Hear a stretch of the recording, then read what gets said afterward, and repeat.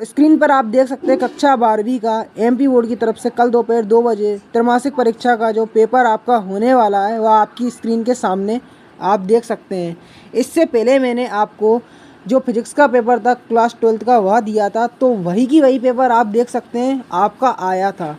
तो विद्यार्थियों के कमेंट्स आने लगे कि सर कक्षा 12वीं का लाइए, तो विद्यार्थियों के कमेंट्स के बाद देख सकते हैं जिस पेपर की आप बहुत सारी मांग कर रहे थे वह पेपर आपका आ गया है। तो एक बात मैं बता दूं कि ऐसे विद्यार्थी जिन्होंने अभी तक कुछ भी नहीं पढ़ा है तो उस विद्यार्थी के लिए यह वीडियो काफ़ी कारगर साबित होने वाली है। तो पूरा पेपर सोल्व करवाने वाला हूं, तो पूरी तरह से निश्चिंत हो जाइए। पर एक शर्त है कि वीडियो को शुरू से लेकर आखिर तक देखें और जितने भी आपके विद्यार्थी हैं 12th के उनको यह पेपर सभी को यहाँ पर शेयर कर दीजिए। तो फर्स्ट क्वेश्चन आप पेपर का देख सकते हैं, यहाँ पर हैगा अपना क्या है, शुद्ध जल की मोलरता होती है। तो इसका आंसर बताने से पहले कहना चाहता हूँ कि चैनल पे नए तो चैनल को सब्सक्राइब कर ले, जिससे आने वाला मैथ का पेपर ठीक आपके मोबाइल तक पहुँचे। तो शुद्ध जल की मोलरता क्या होती है, 55.6 अपनी होती है। ठीक है, अब यहाँ पर अगला क्वेश्चन देख सकते हैं, विलयन की चालकता निर्भर नहीं होती है। तो किस पर निर्भर नहीं होती, ताप पर, दाब पर, सांद्रण पर या विकिरण पर। तो विकिरण पर नहीं होती है। अब अगला प्रश्न देख सकते हैं, किसी इलेक्ट्रोड का अपचयन विभव ज्ञात किया जाता है। तो कौन से समीकरण से ज्ञात किया जाता है, गेस समीकरण से, आर्निनियस समीकरण से, नर्स्ट समीकरण से, वंडरवॉल समीकरण से।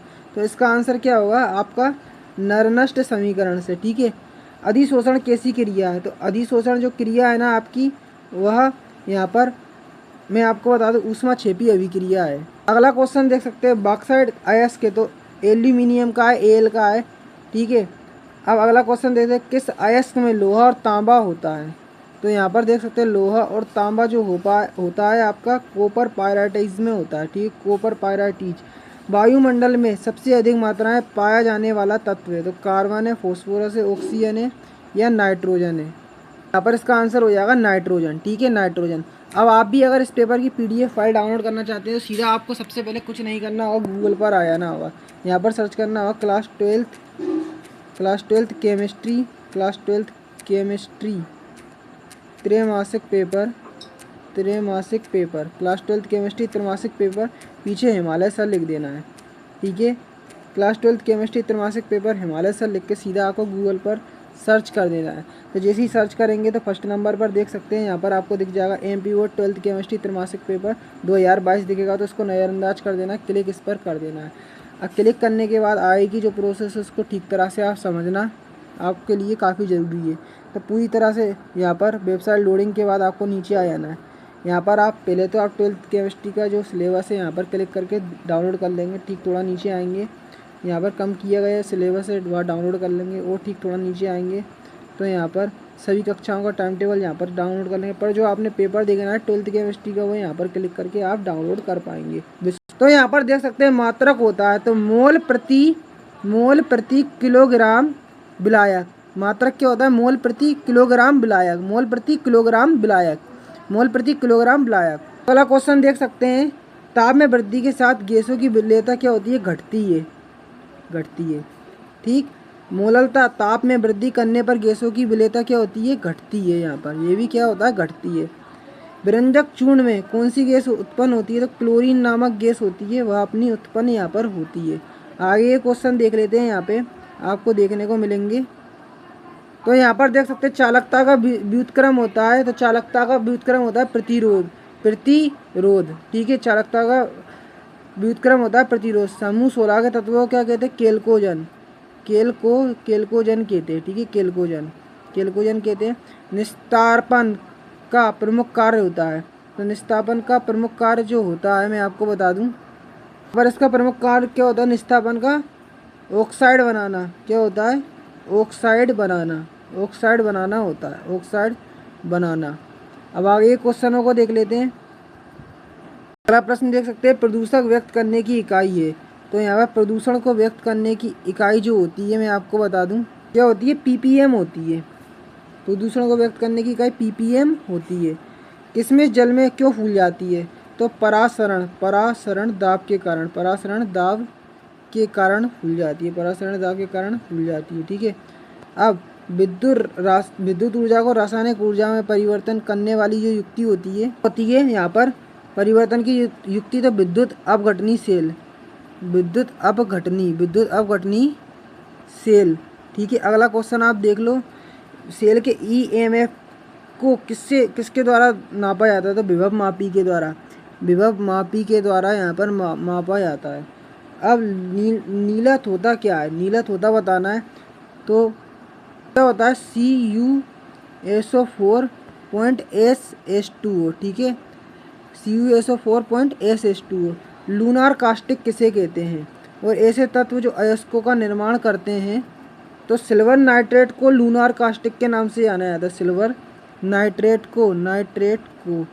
ठीक है, अब ऐसे तत्व जो अयस्क का निर्माण करते हैं, तो वह तत्व क्या कहलाते हैं? अपने केल्कोजन कहलाते हैं, केल्कोजन अपने कहलाते हैं। ठीक है, केल्कोजन कहलाते हैं। अब यहाँ पर देख लो, इसकी मैचिंग अपन ही जो है कुछ, इसको एक बार अपन देख लेते कैसे क्या मिलेगी। मैचिंग का सही क्रम आप एक बार देख ले क्या होगा। परासरण दाब की जो मैचिंग होगी वह किससे मिलेगी? मैं आपको बता दूं, वान टाप का नियम से। ठीक है, वान टाप के नियम से ठोस विलयन की क्या मिलेगी? ठोस। ठीक है, ठोस विलयन की मिलेगी ठोस प्रावस्था में विलयन, ठोस प्रावस्था में विलयन। अब झाग उत्प्लावन। ठीक है, जो झाग उत्प्लावन विधि है उससे क्या होता है? जेडनेस का सज्जीकरण होता है। एल्यूमिनियम की जो मैचिंग होगी, एल्यूमिनियम की मैचिंग किससे मिला दोगे? बॉक्साइट से। ठीक है, अब क्या होता है? हाइड्रोजन सल्फाइड से क्या होता है? CaOCl2 का ये होता है अपना, क्या बोलते हैं? Hydrogen sulphide. तो देखो इसकी मैचिंग इससे मिल जाएगी। देखो विरंजक चूर्ण की मिलेगी CaOCl2 से। ठीक है, और मानक हाइड्रोजन विभव का 0 वोल्ट होता है। ठीक है, और अपना जो एल्यूमिनियम की तो बॉक्साइट से मिलेगी। ठीक है, अब हाइड्रोजन सल्फाइड की मैचिंग मिलेगी प्रयोगशाला अभिकर्मक से। ठीक है, इस तरह से आप ये मैचिंग के क्रम देख सकते हैं।